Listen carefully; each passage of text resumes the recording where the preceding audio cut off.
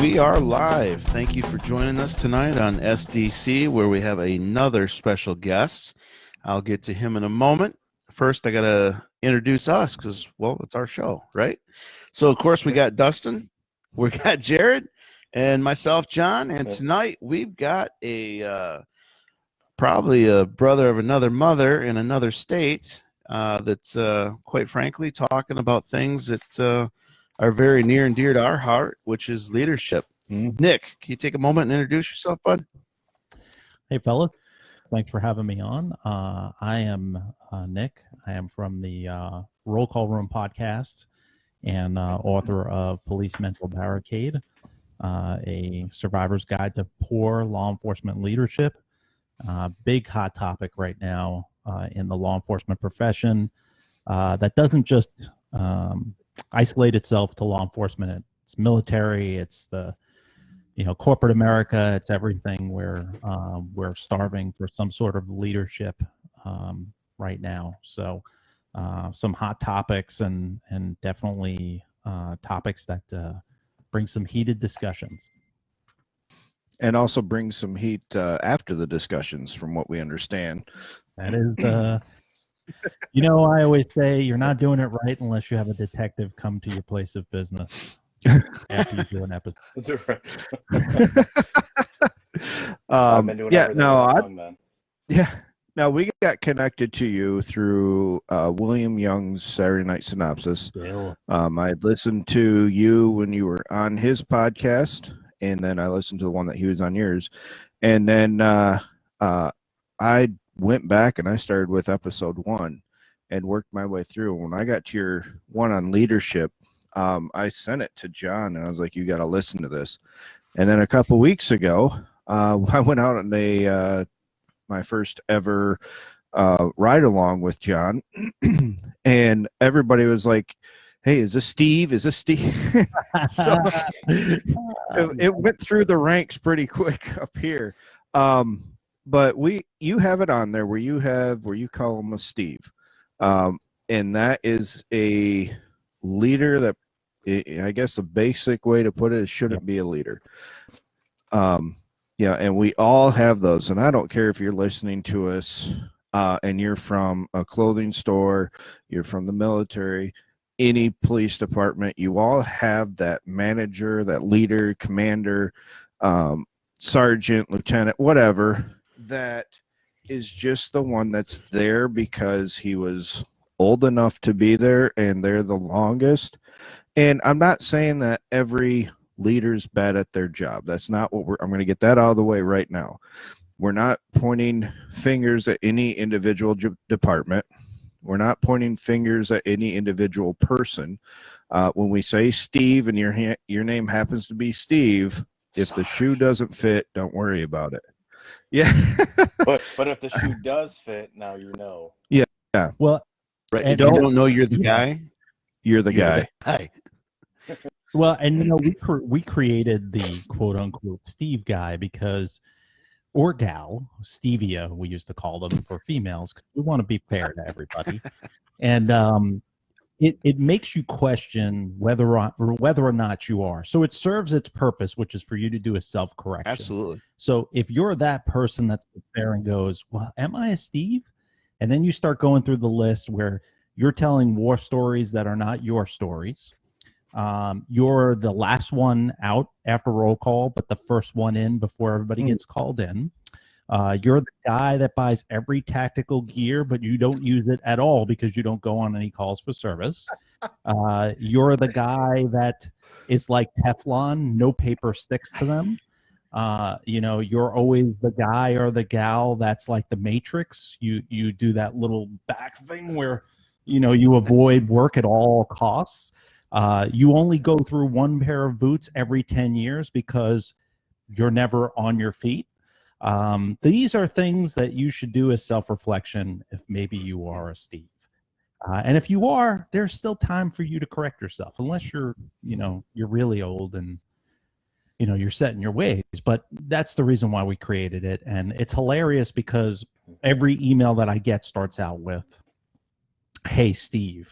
So it's hilarious. I think it's funny. and it's kind of cool, like we get emails from people like overseas and stuff. It's kind of fun. It's funny. I actually feel And kind it's of bad nice because to. Oh, go ahead. I feel like we're like a cliche groupie. No. No, you're not going to send me a finger. I have like 7 fingers that have been sent to me. All I need is 3 more, and then I have like a whole set, so I am looking for 2 size 8. So sorry, can't help you with that. Yeah. But yeah, when I was listening to it, like I said, I don't care where you're from, what you do for work, you're going to get something out of this. And there was stuff that John and I were talking about when I sent it to him, and he had said this is how they taught leadership in the military. Take care of your guys, then take care of yourself. And when you were on the one episode and you were talking about the guy that buys all the tactical gear and all that, I remember when I was deployed, I had a major, and I hope he's listening right now. You know who you are. I had a major that had it was like a ping pong paddle knife right here. I mean, the blade was 3 inches wide. It was probably 7 inches. No practical use except for opening an MRE bag. And it looked cool. Yeah, and he had one here, then he had one that was back here that had a little curve to it, and I was like, you're a field grade officer that's in a communication role. What in the world, sir? Well, you don't know. If it goes down, I'm going to be ready. Yeah, if it goes down, there's going to be plenty other things for you to pick up. Cops are the same way, and you could always tell the Steve in the room during roll call, because before roll call starts, they're touching that new piece of equipment on their vest if they have an adequate vest. And they want to show it to you so bad. And they're just waiting for that one. Yeah, they're just waiting for that one person to go, hey, Steve, what is the bright flamingo pink colored thing you got on your vest? And they're like, oh, this? Oh, here, let me show you the 20 things it does. Yeah, this right here, you have no idea. I got an exclusive offer on Facebook Marketplace. This is a tourniquet 5,000. All right, this is not your standard tourniquet, and not some savage where you manually crank the tourniquet. You push this button, it turns itself. That sounds legit, my friend. That sounds legit. Good. Push the button, the guy's dead. So I can do my job here. You've said it twice, and it's the name of your podcast. What is the yes. For those of us that don't have to have a what I'm assuming is a morning meeting. So the roll call is usually our powwow before you get sent out to the wild, to the street. And we named it the roll call room because basically the roll call room before the briefing starts is just like a frat house. Everybody's talking to each other and making fun of each other. And there's, powwowing, and there's some good camaraderie going on before, the command staff comes in the room and just sucks the oxygen out, with their big, oversized heads, and just suck fun out of the room. So these are the doors that are wider, right? Yeah. Well, that's the reason why most roll call rooms are 2 doors that swing open. It's to get their gigantic freaking heads or their big bubble ass through the doors, because it just seems like once you get that butter bar, the only thing that you're shoving in your mouth is a brick of butter or the chief's fingers. Good. You finished that sentence. But yeah, so okay, that's what the roll call. I have to go to tomorrow. I could have titles underneath here, like Nick means this. Close. Yeah, that's why I started out, and that's why I started out and said we're not pointing any specific department. Unless you want to, 'cause I'm all for litigation. So I am not. borrow my lawyer. I have been sued. It's not Oh, fun. it's flat. Depositions are great, aren't they? Yeah. And then when you get that Yeah, special especially letter that says this isn't going to go to circuit court, it's going to go to federal. You're like, Yeah. shit. That's when you bend over But, extra wide. right, Yeah. right. I know. That was the remember last at time one place I touched my toes. I took a position and they said, well, you're now the, place of authority. I was a clerk for a local township, and they said, and then they handed me a piece of paper. I'm like, what's this? These are your 4 lawsuits. So that was my first introduction into leadership as far as a township goes. Sorry, you had to. It's never that. fun. It's never fun. It's never fun. And that's something that they don't prepare you, at least in the police academy. It's not talked about very much about, it's not a matter if you're going to get sued. It's a matter of when you're going to get sued. If you're a proactive officer and you're a hard charger, you're going to get complaints. You're going to get into cruiser accidents. You're going to get sued. And if you're not, then good for you. But the thing is that when I was a sergeant in the police department, I would tell my officers all the time, just be honest, just act in good faith, and follow the general orders. And I will always guide you to liberation. You're never get hung up. If you lie, you lie. You're toast. You're done. But yeah, I mean, if you're a proactive officer, you're interacting with a lot of people every single day. You're going to have uses of force. They're never pretty. They're not sexy. They never look good on YouTube. They never look good on Live Leak or whatever the hell they call it. But if you do it right and you follow the parameters, which is once they're in custody, right? You'll be fine. Don't put your knee on somebody's neck for 8 minutes and you'll be fine. Just follow those rules and everything will be great. There won't be any riots and, everything will be fantastic. Right. And for God's sake, let's take it back to on anybody. Don't know if you've heard about that one. But yeah. So Nick, don't do that. Let's take you back to 3 years ago before you started your podcast. Okay. I know you're always a fan of your first episode. I hear it all the time that that's like your favorite one. No. What goes through your mind as you're like, I'm going to have a podcast for law enforcement? Did it focus on, I'm going to talk about leadership, or is that just kind of what came out of it? Well, so the podcast came about because I was a sergeant and I had a lieutenant that I worked for that was absolutely one of the worst leaders that I've ever had the misfortune of working with. And, I was a sergeant. I brought it to the department's attention and they sat on it and they did nothing for 8 months. And it continued for 8 months. And I left. I threw my hands up in the air and I resigned and I left. And after 2 weeks of being gone, I decided, you know what? This is not enough punishment. I'd like to come back for some more. And when I came back as a reward, my chief did me a solid and demoted me and took money away from me, made me go through field training all over again with a officer that had less time on than my boots. And let me interrupt you there. How long were you on the force? Combined at that point, up to that point, 18 years. So you're in this for 18 years, and now you're a boots on the ground rookie. Yep, basically field training all over again to basically show everybody in the department this is what happens to you when you leave. It was a punishment, and it literally drove me insane. It drove me insane, and it drove me to try to take my own life.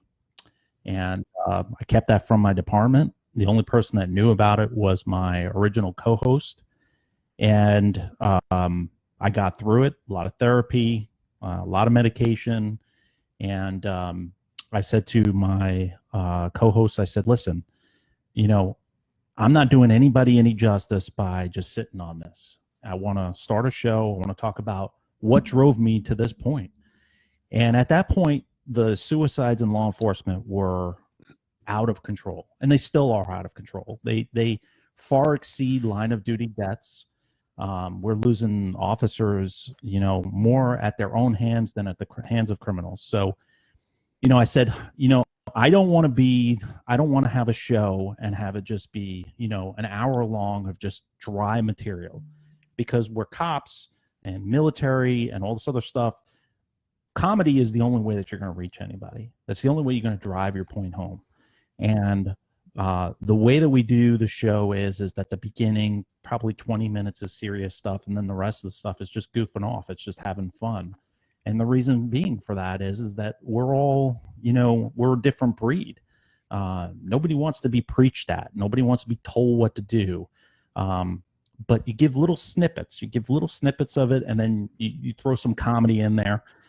And, October, 3 years ago, we launched the show. And honestly, I just thought that it was just going to go through my department. Maybe 50, 60 people would listen to it. And then we'd get shut down, because that's pretty much what happens in law enforcement. You're not allowed to have a voice outside of work. You're not allowed to disagree with the rank and file. You're not allowed to disagree with your chief or your sheriff or whatever. And that's fine. And I understand that there's reasons for that. You can't go on TV and just start MFing your leaders. But when they're wrong and people are taking their lives, and good people are leaving this profession because of poor leadership, that's a problem. And we shouldn't be silencing that. We should be fixing it. And I am all for police reform. And I shock people at my coffee shop that I own, because they come in and they're like, what do you think about this police reform crap? And I go, I'm for it. I'm for it, but I'm not for it the way you're for it, or these other people are for it. I'm for law enforcement reform from the top down, not from the bottom up. That's the problem. Everybody thinks police reform is the knuckle draggers, us guys that are pushing cruisers out there, interacting with crazy people, homeless people, criminals. We're not the problem. The problem is up top. That's the problem, because they make the policies. They're the ones that drive crime stats.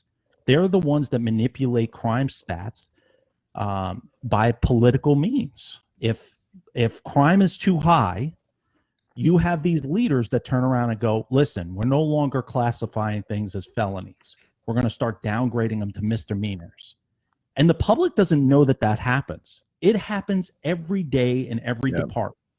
They have no idea that these FBI crime stats per jurisdiction is garbage. It's erroneous. And that's where the show came from, which is that I'm not in law enforcement anymore, so I can say or do whatever the hell I want now. Like, I was a sergeant for 7 years. I was in law enforcement for 20 years. I'll tell you where it's at. I'll tell you why we're having the issues that we're having with no repercussions. The downside is that I'll never be able to get back into law enforcement, and that's fine with me. I take pride in, and I've saved more lives doing my show and my book than when I was on the job, saving regular citizen Joe. Now I'm saving law enforcement lives and military lives and folks in the corporate America. Everybody's frustrated with the lack of leadership. They're frustrated beyond belief, and they have every right to be frustrated, because people are leaving this profession in alarming numbers, and they're not leaving because of the job. They're leaving because of the poor leadership and the policies that are set in place by people that shouldn't be leaders to begin with. They've had 3 good Saturdays. They tested for promotion. They had good, and I know you're laughing because you know what I'm talking about. They've had 3 good test dates where they've promoted 3 separate times, and they got promoted during peacetime. What do I mean by that? You've got lieutenants and captains and under sheriffs or deputy chiefs and chiefs that have gotten to be leaders in peaceful time. No riots, no anti-cop movement, no drug war, none of this. So they got to move up the ranks during that. We're not in peacetime anymore. We're in wartime. We have ambushes happening. Yeah. We have riots happening. We are seeing the disrespect that we've never seen before towards law enforcement. And what do we have? We have leaders that are not seasoned for that. They did not come up in that. So now, because they haven't gone up in that, and nobody's being proactive out there, nobody's doing traffic stops, nobody's getting in anybody's pockets, getting guns and drugs off the street. So these leaders now have to do what? Now they have nothing better else to do because there's no crime stats. So now they turn internally and they start destroying internally by internally investigating their officers, destroying morale. And that's accepted, and that has to stop. And I know I went on a tangent, but No, this topic is very near and dear to my heart, because we could fix a lot of problems. Excessive uses of force are a direct link to toxic work environment, poor leadership, hostile work environment, stress, being overworked, all these different things. Now, I want to give a caveat. There are going to be bad officers out there. I mean, that's just the nature of our beast. Not every cop is a fantastic cop. You know, your dishwasher craps out on you, you call 5 repairmen, one of them is going to be a scumbag. That's just how it is. And police work is no different. The thing is that needs to be caught during the hiring process. And then here we fall into the other problem, which is that nobody wants to do this friggin' job anymore. Would you? For $35,000, $40,000 a year, you want to get spit in the face, you know, get rocks thrown at you, bottles thrown at you. And then when that's not happening, you go into police headquarters and you got to keep your Kevlar vest on because you got to worry about getting a knife in your back from the toxic leadership. And that's the problem in law enforcement right now. And nobody's saying it. Nobody's saying it because if you're in law enforcement right now, you can't say it. Because the first thing that happens when you say it is the same thing that happened to me. You get pulled up in the chief's office, and then they do the roundabout kind of, hey, you sure you want to do this show? You sure this is a good idea for your career? And you're like, yeah, I want to keep doing it. And then 6 months later, you're bent over the desk in internal investigations, getting a pickle shoved up you. You know, like, so not literally, but close. You know, So you see you're going off on a tangent, but I couldn't agree with you more, Nick. I just feel like talking with you for a little bit already this evening that you're very passionate about police work. You know, I've listened to your podcasts. You're passionate about the work that we do on the streets, and I very much that resonates with me. Like, I'm not a high school kid that went to college to become a cop. No, me neither. Right. You know, and that's, you know, it's something that I did later on in my life. I was the oldest one that went through the police academy. I'm currently the oldest one going through the fire academy, and it's something I chose to do. I want to give something back to my community. You know, I'm born and raised in this community that I work in. My kids obviously go to school here. I'm invested in my not only my interactions with the police, with the community, but also their interactions with my children. You know, yeah, we stop teachers. We write tickets to people that we don't know that, you know, might be our kid's football coach or track coach. You know, we don't know that. We're just, look, I might have given you a ticket, but what you don't realize is you blew that stop sign, and yesterday or the day before, I might have had somebody that died because somebody ran a stop sign. That passion, I think the millennials today, and I don't necessarily like it as a generational thing, but the younger kids that are getting into this career field, it's no longer a passion for them. They worry about, you know, and this is something that I've actually witnessed and heard with my own ears, is that they're worried about being sued. And it's like, don't worry about it. It's going to happen whether you know, if you're afraid to go use of force hands-on, you're going to get sued because you didn't act soon enough. Yep. If you go hands-on and take control of the situation, not getting out of control, but actually controlling it, taking someone into custody, even protective, you're going to get sued. You're damned if you do, damned if you don't. But if you can explain why you're doing it, act in good faith, everyone should be going to bat for you. The policies, you know, and unfortunately, you know, I want your take on it, I guess. policies at any given day, any officer, good or bad, is violating at least one every day. All right. We just cannot, this job is not black and white. It is extremely gray. We're given discretion by the courts. Just because I pull you over doesn't mean I have to give you a ticket, but I can. And what people tend to lose sight of is not only that discretion, but the influence that they have.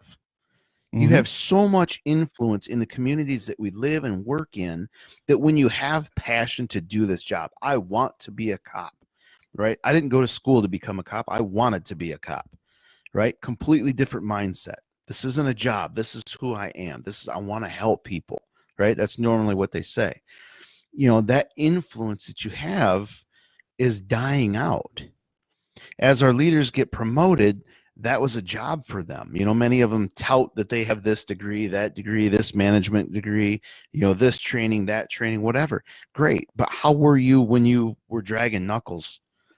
Were you making the good arrests? Were you going to get into shit? Did you have a problem kicking in a door and arresting somebody because either they were drunk driving, crashed and fled, or assaulted a loved one and fled and you found them? You know what I mean? Like, that's how you lead. When you get up into those positions, you got to be able to say, look, kid, I like your attitude. You're ready to go get it. You have passion in what you do. You're considerate. You're using the difference between discretion and influence to influence the way a call ends up. You're good. But as a whole, I think that's missing.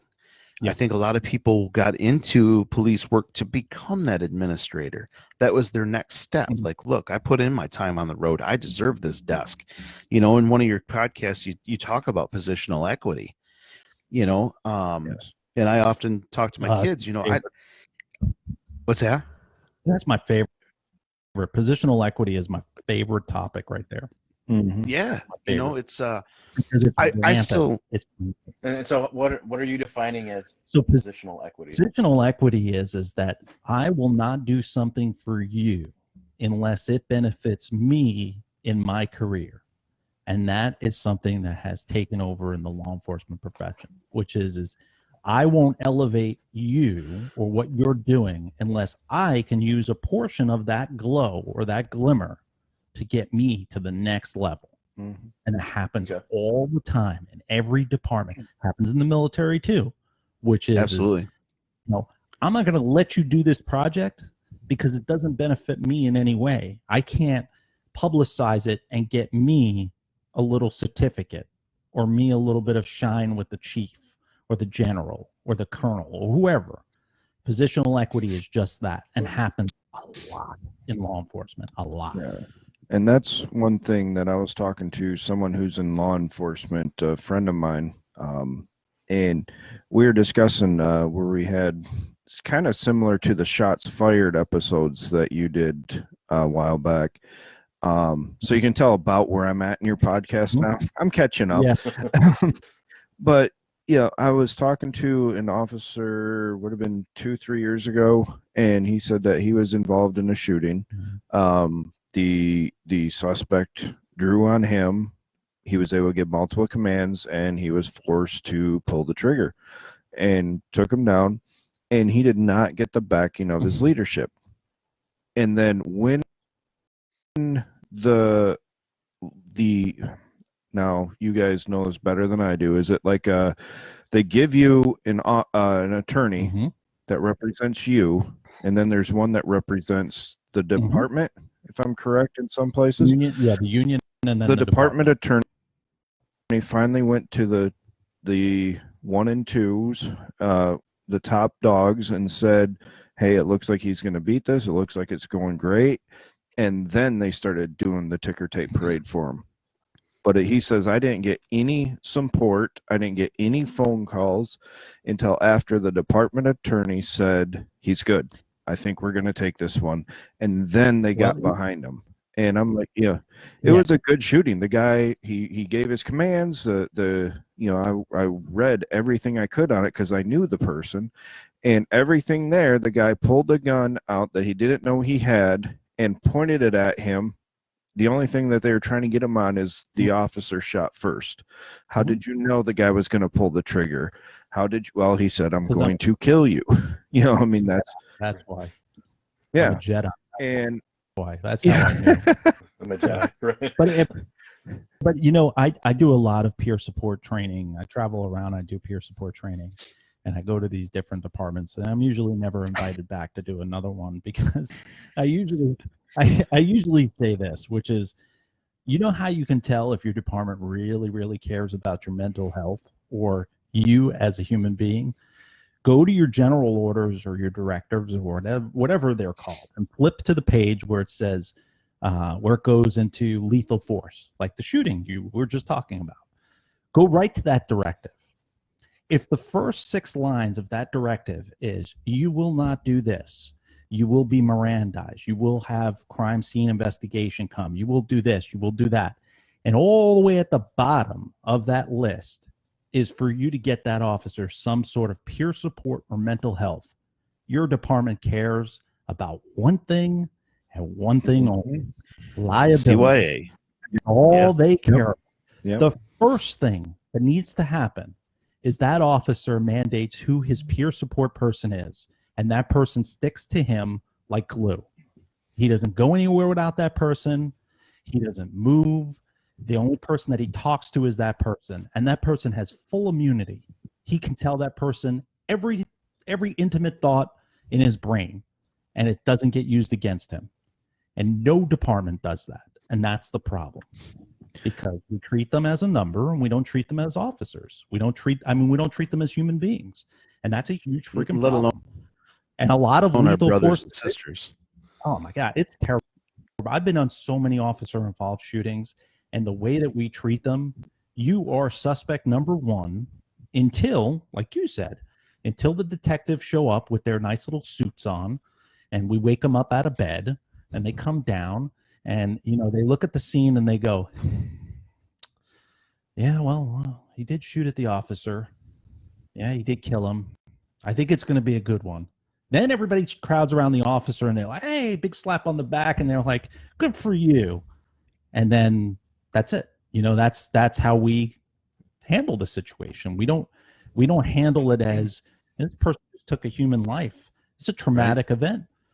To turn around and be involved in a shooting, for you to make that decision, for you to make a lethal force decision, it's against every human instinct that you have to take another human life. So, when you see, like on TV, you see these people, mad because an officer shot and killed somebody. Nobody wants to do that. Nobody goes into work and strapping up in the locker room and going, hey, you know what? This is a good day to get into a shooting. I think today I'm gonna kill somebody today. Yeah. Today, I'm going to go to Starbucks. I'm going to get myself an iced coffee, and then I'm going to drive around and get me into a good old-fashioned shootout, like the OK Corral. But I have to say something, too, because I have ADD, so I will forget. He fits in. You said about millennials. And Yep, it does. You said something about millennials, and if there's any millennials listening to this, this is your moment. This is your proud moment. So revel in it, because you folks are the only ones that are going to fix the problem in law enforcement right now. You're the ones. You are chosen. I know that's a big, big, huge thing, because at the end of that, there's no big trophy for you. And you want that big trophy. You want that NASCAR style trophy when you fix law enforcement, but it's not going to happen. But you guys are the ones, because you grew up in an era where suicide was a problem, taking antidepressants was okay, officers were good, wholesome people, so you had good influences in your life. You had some sort of stable upbringing, we hope, and you're the ones that are going to infiltrate the command staff and change the way that things are done. Now, where the fork in the road is do you follow in the footsteps of the people that are managing you right now, and you get to that level where you're like, well, I earned my keep. I've earned my feet up on the desk. And if you're one of those people, then you're going to fit in fantastic, and we'll keep doing this for another 100 years. But if you're not, and you want to be like a crusader and fix it, this is the time for you guys to do it. Bide your time, get the time on the job, and start taking promotional processes. Start forcing these dinosaurs out of the profession. Put them out the pasture. Like, seriously. Like, we're waiting for a big asteroid to hit them, you know? Not literally. All right. I don't need another detective coming to my place to do it. Right. Yeah. It'll be quite a drive from where we're at. So well, you know what? This episode's definitely going to get transcribed, so don't worry. Yeah, that's really why we wanted you on. It's all the free advertisements. Oh, trust me. We know how much it's going to be written out. So it's surviving danger close. Yeah. Just be prepared to receive a subpoena. All right. But I'll put it in my stack. I will also say that I will tell you that a lot of these defense attorneys or these civil attorneys are becoming more and more savvy in the sense where these leaders currently that sit in their office and put their feet up on the desk, these civil litigation attorneys got your number, because now what they're doing is they're suing the leadership for lack of leadership, the failure to supervise.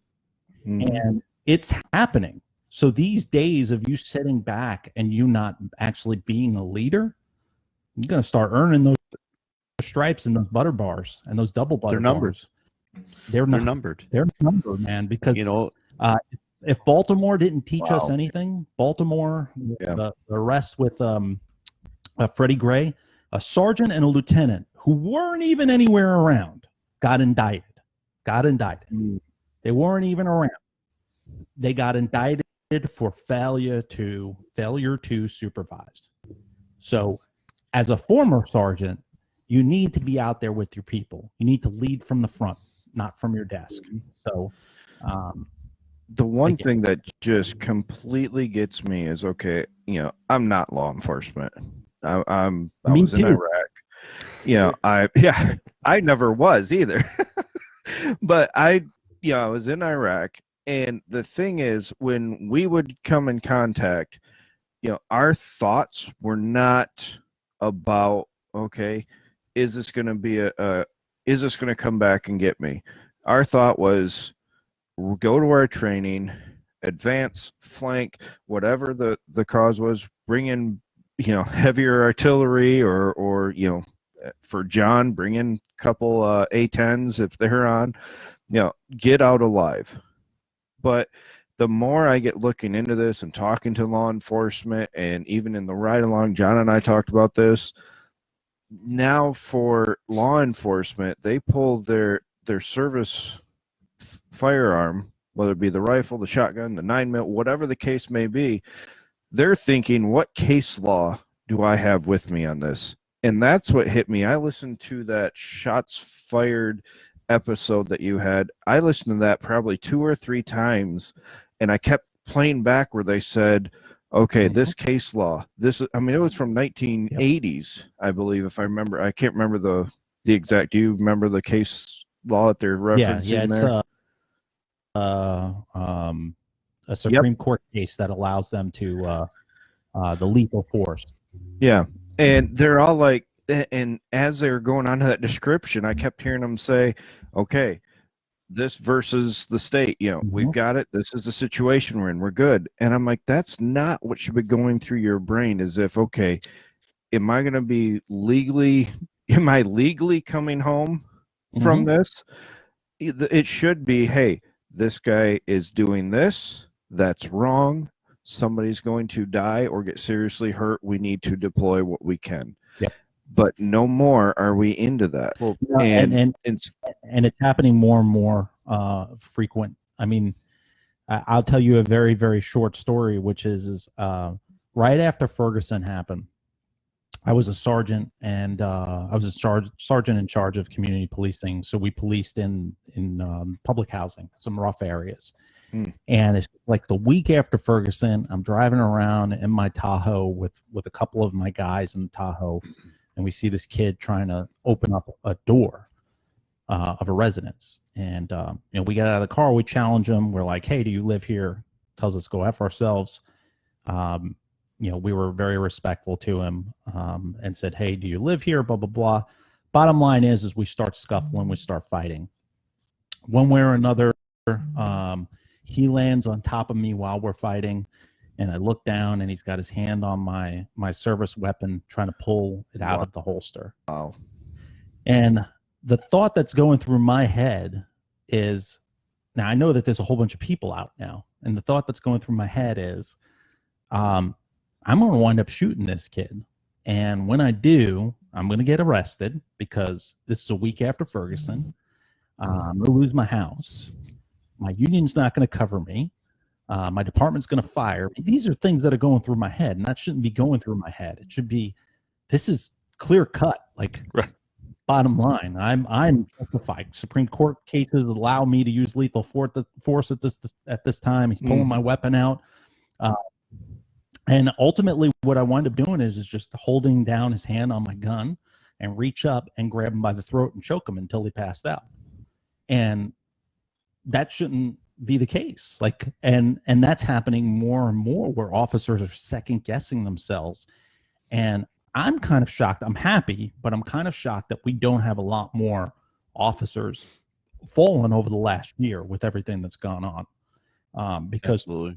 And I think it's mostly because officers are not doing proactive activity. A lot of them have slowed down. And I think some of the leadership has told them, hey, listen, find a parking lot, catch up on some Netflix. What's his name from those grown-up movies? He's got a great show out on Netflix. Why don't you catch up on some of those episodes? And I think that's what's happening. I don't think that there's any proactivity. But the problem with that is now the drug war is coming back because we've had no proactivity. So the drug war is about to come back. Well, guess what, folks? The drug war is coming back, but all the officers that are seasoned, like myself, that have left this profession, have been around during the drug epidemic, are gone. Right. So the ones that are on the street are new jacks that can't tell a hand from a prostitute, getting somebody off. They don't know. They just don't have that skill set. And that's a problem, because where there's a drug problem, there's a homicide problem. Absolutely. And it's going to come within the next year or two. It's, you're going to see a big, huge increase in crime. And it's unfortunate. And it's upsetting, because for somebody that spent 20 years in this profession fighting to get crime under control and to beat the drug war and, to do all these things and watch it just crumple in a matter of a year or two, it's very disheartening. Very, very disheartening. Well, it is, and it comes back to that passion. We have a passion to do this.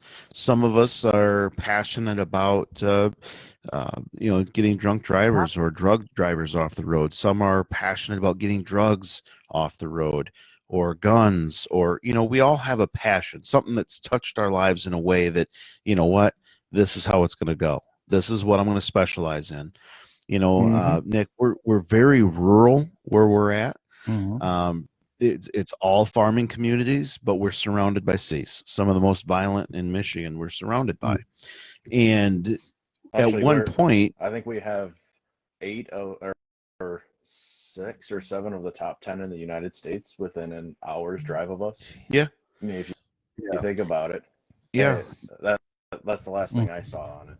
In one of our local drug task force, they started seeing a decrease in drug traffic. And they thought, well, we're not stepping up our patrols. We're not pulling large sums off the road. What the hell's going on? And what they started finding out was, oh shit, they're starting to detour us. They're starting to go out into the country where I'm at. And, they started getting, once they started focusing on the main thoroughfares through the choke points, they started seeing, and they finally asked them, why are you going this way? It's out of your way by an hour, man. It's too crazy over there in Flint. It's too crazy in Saginaw. We ain't driving through there with our drugs. We'll come through the country.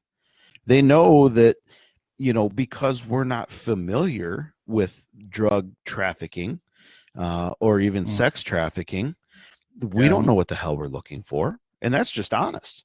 Since the COVID thing, I think my counterparts can all agree, even in the local municipalities, our methamphetamine use has been through the roof. We're finding like silver dollar size meth rocks, meth crystals, and we're like, what in the hell? We've never seen this before. Yep. What meth head do you know of that has leftover meth? You know what I mean? I arrested this guy after a short pursuit, and he was like, "Bruh, I didn't even know that was in my car. If it is, I wouldn't have bought more. I'd have just hit that." Like, you have so much meth that you forgot you had some. Because I've never had that happen. Well, because labs are not looking over their shoulder anymore because there's no proactivity. Like, you've got hand-to-hands. Case in point, I took my daughter in my car, and I was going to get propane for my coffee roaster, and we're sitting in my car waiting for the 7-Eleven clerk to get finish getting robbed and come out and give me my propane. And like, I'm sitting in my car now. Mind you, I've done narcotics for quite a long time, and I turn to my daughter and I go, "That's about to be a hand-to-hand right there." And sure enough, hand-to-hand transaction right in front of 7-Eleven, 1 o'clock in the afternoon on a Saturday, and not even a swivel. Their head isn't even on a swivel. They're not even looking around. Don't even care. The low hanging fruit is so low. It's like hitting fish in a barrel right now, because there's no care in the world. And the problem is everything is based, like, your police budgets are based on crime stats. The way that these municipalities budget law enforcement agencies to get money is they look at crime. And now you've had a year of no proactivity. So crime stats are really low. Right. So all these municipalities are, raising their hands up, and they're like, yeah, crime is low, and, aggravated assaults are down, and, all this stuff is down. No, it's not. It's not down. It's just that it's not being reported. Yeah, right. Or officers are going out there and they're not arresting people for these nuisance activities. So now when you look at these stats, when it comes up for budget time, these cities or these counties are like, well, the police don't need this much money because crime is low. And then you fall into a further problem, which is you're not hiring because you're not increasing your staffing. You're not replacing people that are retiring or attrition or any of that stuff. So the profession as a whole, man, the next couple of years is going to be interesting. And then you had it on one of your podcasts where it was, you were talking about the murder rate going down, and I thought this was very interesting. Everybody, around here, we got Flint, Saginaw, Detroit. I mean, that's our three around here that are, three of the top five. Yeah. And, nationwide, not just in the local area, that's nationwide. And you were saying on there that the medical procedures and the medical response time has increased, and that, not law enforcement, is what's benefiting the crime rate for murder. Instead of a murder, it's attempted murder. And, that doesn't get as much in funding. And so, I mean, why are they not looking at the bigger picture instead of just, okay, the murder rate went down, but the attempted murder rate has shot up, but nobody's dying, so we're okay. So, tell me, the, non-law enforcement guy here, why don't they look at the bigger picture for all this? Because politics has bled into policing. We talk about it a lot on the show, which is politics and policing. They sound similar because they are almost identical. The moment you interject politics into policing, you muddy the waters.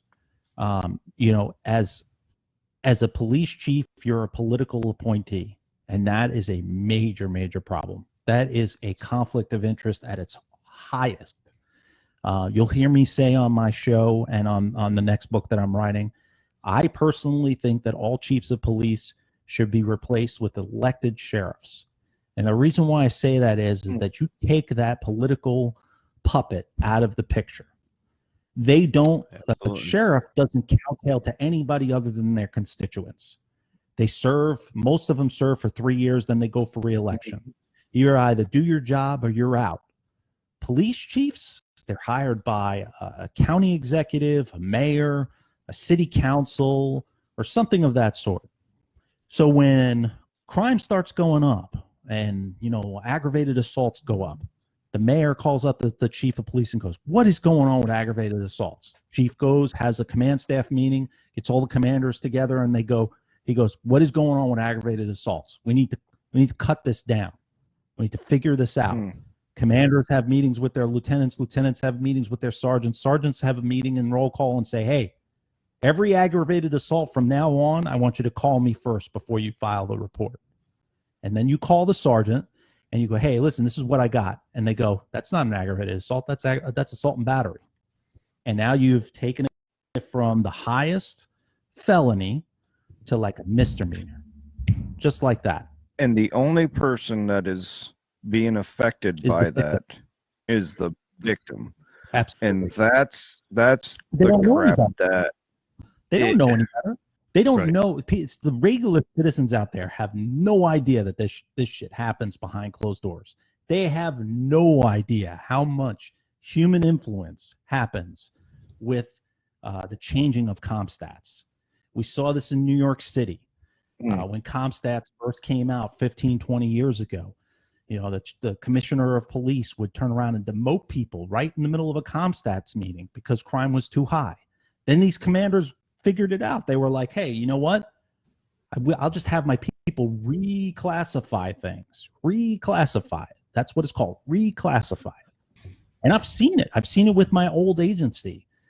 We used to have a monthly meeting where the captains would have to explain in their sector why crime was so high. And then you'd see it trickle down where, aggravated assaults would be assault and battery. And robbery from persons would just be larceny from person. It's the silliest freaking thing. Robbery from person to larceny from person. It's a matter of one little element that you take away from the crime that changes it from felony to a misdemeanor. And scary. That helps the stats from that point. Well, what's the big difference between the officers doing it and like a prosecuting attorney doing it? Because I've also heard of that when it gets to their level. Does that still go into that same pool of stat? And that's a whole different people doing that's a whole other issue, because then what happens is the judicial system, depending on your jurisdiction, is a whole other problem. You'll have prosecutors or Commonwealth attorneys or district attorneys, wherever your jurisdiction is, where they care more about their prosecution rate than they do about actual justice being served. And what they'll do is they'll tell their attorneys, their county attorneys, I want you to start pleading this stuff down and start getting plea bargains. Because once you get a plea bargain, it's a conviction. Right. Now your conviction rate goes up. Instead of going to trial.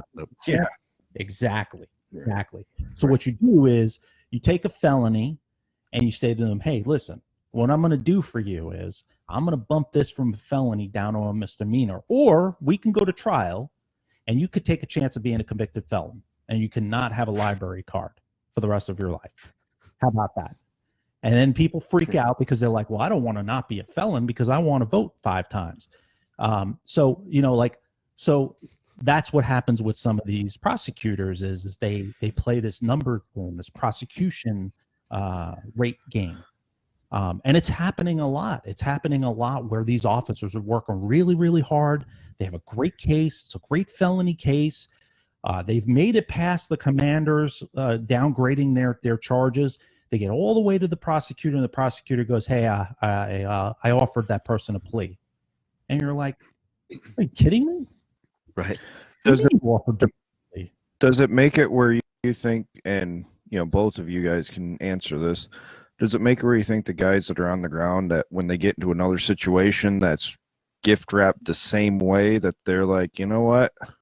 I can't do much. Yeah, I know where you're going with this, because I've seen it a million times where these guys turn around and they go, what's the point? The prosecutor's just going to, like marijuana cases. Before marijuana became legal, the writing was on the wall. And all the officers knew that the prosecutors didn't want to prosecute marijuana. So what would happen? They turn around and they go, screw it. I'm not even going to put this into property. I'm just going to rub it out on the ground. And I'm going to tell the person, go take a hike. And, instead of spending 5 hours of your night putting stuff into property and doing a report and then getting to court and then them going, well, I offered them a plea. they're going to go for happiness classes for 6 months, and then after they're done with happiness classes, we'll dismiss the case. It's stupid crap like that. And you're like, what? And they're like, well, Right. it's only their 15th time with possession of marijuana. We tend to want to do it at least 45 times before we get hard on them. And you're like, oh, okay, cool. I laugh because I used to work for a local organization. I'm in the mental health field, Nick, and I did a lot of the drunk driving group classes from a therapist standpoint. Yeah. And so I'm laughing because I don't know how many people I've had. Oh, well, I got the officer to come down so I don't get a operating, or what is it? It's not a DUI, but what do we call it, John? Impaired. Or reckless. To OWI visually impaired, and then got it dropped down to this, and I pled to this so I can come to this class for 6 months, and then I get my license back. And now in my current position, I do driver's license evaluations, and I see guys, they're coming off 4 months after they get off probation. Hey, I want my driver's license back. Nope, not gonna happen. That's where I can take from my job and say, okay, I'm going to help because this guy, it's your 4th one in 6 years. Yep. No, I'm not going to suggest you get it. But I mean, it's like the guy that John and I, when I was with him on the ride along, I mean, how many times was that guy arrested in the last 2 months? And all of it was for the same stuff that we were looking at him for, and because nobody was doing anything. Yeah, and I can't answer that. Nope, I'm not. I know. But it was good enough that I opened up the back door of the ambulance supervisor that had him in his car, and I'm like, "Well, good afternoon," and he was just like, "Shit, I'm going to jail." Like, yeah, everybody. We know this game. We're gonna play it. We're gonna play it well. You know my first name. I know your first name. Why don't you come on out? Well, and I thought it was hilarious because while you're talking to him and he's thinking, you could see the wheels turning like, okay, I might be able to get out of this if I can pass these roadside sobrieties. And I'm watching the sobriety. I'm like, yeah, he's not passing. He's not passing. Nope, not passing. And all of a sudden they said, do you want to get checked out? They're doing their job. The medical personnel were doing their job. Nothing bad on them at all.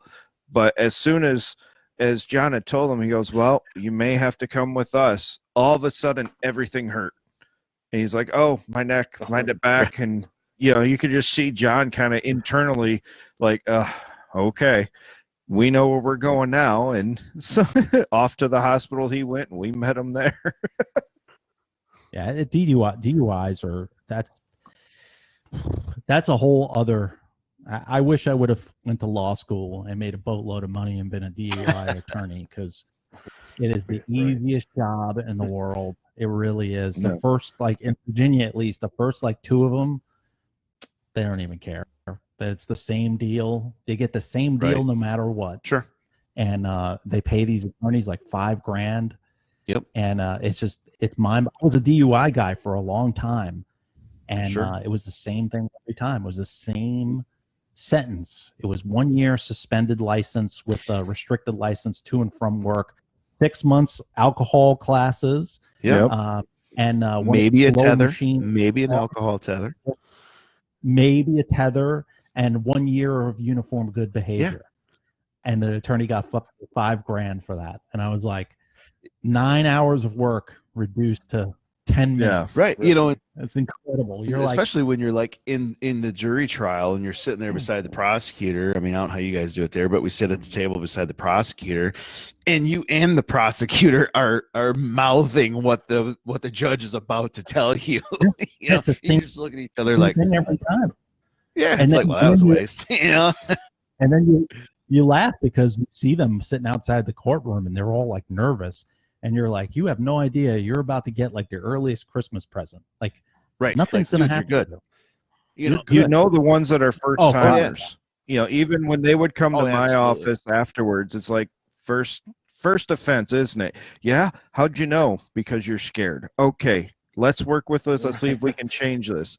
I had one guy come in and he was like, what was he up to? At least 13 DUIs for over the last like 20 some years. And well, I want to get my driver's license back. No, you should get a tricycle. You should be that claw puppet, like a little claw puppet, you know? Yeah. Right. A tricycle without a seat. Yeah. Oh. All right, we're gonna do that. All right. Yeah. We're hitting our hour, and I want to keep going with you, Nick. We appreciate you being on.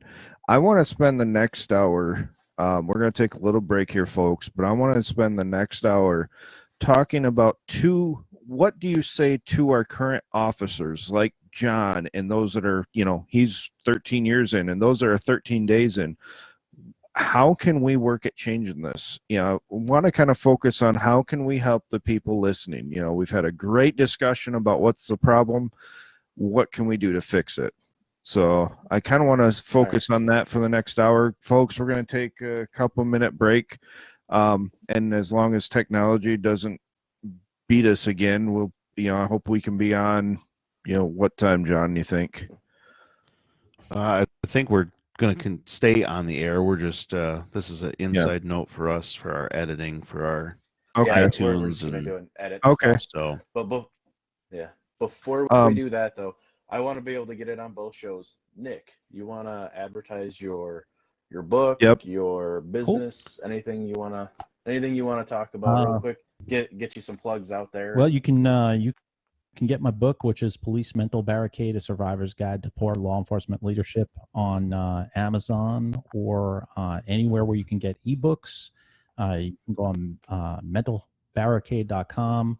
I also own a coffee company, so if you check out rollcallroomcafe.com and you can go on there. I even have a special blend for that special commander someone called Commander Tears. So if you want to buy a bag of Commander Tears and send it to me anonymously, I do discreet shipping. So once again, rollcallroomcafe.com. And John, what's your address? Check out. So I may be getting that for you.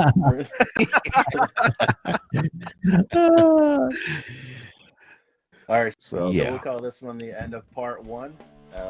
So if you're listening live, just hold on, and if you're listening through our podcast apps, log into the next one.